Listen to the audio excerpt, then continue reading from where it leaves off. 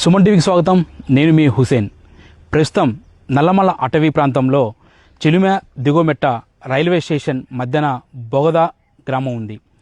ఈ ప్రాంతం పూర్తిగా కొండలు, లోయలు మరియు పులులు తిరిగే సంచరిత అటవీ ప్రాంతం.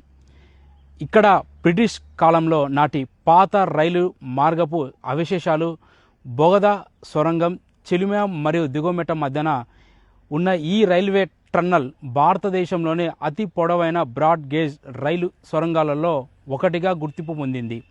అలాగే దొరబావి వంతెన వాటి పిల్లర్లు కూడా కలిగి ఉంది. ఈ అటవీ ప్రాంతం చుట్టుపక్కల చెంచులు ఎక్కువగా నివసించారు. అసలు ఈ ప్రాంతం ఎక్కడ ఉంది, దీని పూర్తి వివరాలు, నల్లమల్ల అటవీ ప్రాంతంలో బొగద గ్రామం ఎక్కడ ఉంది, మన సుమన్ టీవీలో ప్రత్యేక ప్రసారం తెలుసుకుందాం. మార్కాపురం జిల్లా గిద్దలూరు మండలానికి చెందిన జనావాసం లేని ప్రాంతం. ఇది నల్లమల అటవీ ప్రాంతంలో ఉంది. నంద్యాల గిద్దలూరు మార్గంలోని చిలుమ దిగుమెట్ట రైల్వే స్టేషన్ మధ్యన ఉంది. బొగద గ్రామంలో ప్యాసింజర్ రైలు ఆగే ఒక చిన్న రైల్వే స్టేషన్ కూడా ఉంది. ముఖ్యంగా చెంచులు, బొయ్యలు నివసించే ప్రాంతం.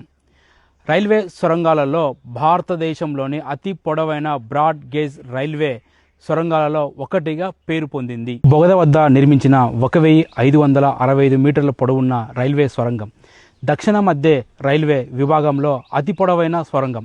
గిద్దలూరు నంద్యాల రైల్వే మార్గానికి మీటర్ గేజ్ నుంచి బ్రాడ్ గేజ్గా పనులలో భాగంగా బ్రిటిష్ కాలంలో కట్టిన సొరంగానికి బదులుగా నిర్మించిన ఈ కొత్త సొరంగాన్ని 1994 అక్టోబర్ 14న పనులు ప్రారంభించి 1996 ఫిబ్రవరి వరకు 15 నెలల కాలంలో నిర్మించారు.